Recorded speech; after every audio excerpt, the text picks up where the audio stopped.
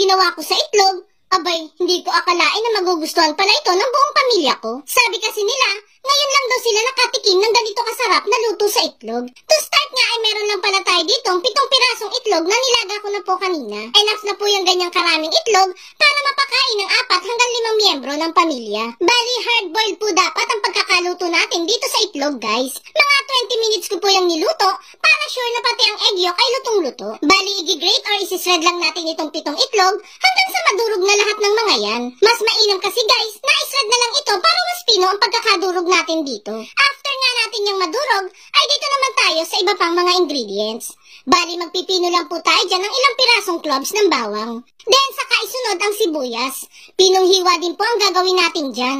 Next ay itong maliit na carrots. Bali, pa-shred lang din po ang gagawin natin dito. Para din na po tayo maghiwa pa na maliliit. Pwede naman po yung gamitan ng food processor kung meron po kayo. And last ay itong malunggay. Pinong hiwa lang din po ang gagawin natin dyan. Hingi-hingi na lang kayo guys ng malunggay sa mga mababait ninyong kapitbahay kung meron man. Matapos nga natin yung ma-prepare, ay ilalagay na natin yan lahat sa isang bowl. Sa mga gulay naman na gagamitin ninyo, pwede naman po kayong magdagdag or magbawas, depende sa budget ninyo. Sa ingredients pa lang natin, masasabi mo na talagang healthy ang kalalabasan ng ating dish. And sure akong makakakain ng mga bata nito. Kasi di naman nila makikita yung mga tiny bits ng gulay. Pagkalagay nga ng mga gulay, ay maglalagay naman tayo ng mga pampalasa. Maglalagay lang ako dyan ng asin, seasonings, paminta, at oyster sauce. Kayo na lamang po ang bahalang mag-adjust. Depende sa taste na gusto ninyo.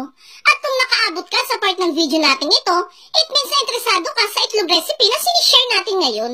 At kung sakali pong magugustuhan mo ito, pwede po bang pakipusuan naman ang video natin? At mag-iwan ka na din po ng comment na amazing nilagang itlog recipe. Maraming salamat po. Diyan nga po ay naglagay na tayo ng half cup lang ng harina. Nakakatulong po yan para mag-bind na maigi ang mixture natin. Halo-haloin lang hanggang sa humalo ng maigi ang harina sa mixture. And once nga na mahalo na natin thoroughly ang mga sangkap, ay pwede na natin yung i-mold isa-isa. Gamitan lang natin yan ng sukatan para mas pantay-pantay po ang magagawa natin. Scoop lang tayo ng mixture, then saka ihulma sa kamay ng pabilog. Ulit-ulitin lang ang prosesong ito hanggang sa matapos tayo. Eto na nga yung mga nagawa nating egg balls. Medyo marami-rami din po, di ba? Proceed na tayo sa pagkukot nitong mga egg balls. Bali, kukot lang naman natin yan sa harina, itlog at breadcrumbs. Isang itlog lang yan at isang maliit na pack ng breadcrumbs ang gagamitin natin dito. Enough na po yan para makoat natin ito lahat. After nga natin makoat lahat, ay pwede na tayong mag-proceed sa pagluluto. Dito nga sa ating kawali, ay nagpapainit na ako ng medyo may karamihang mantika.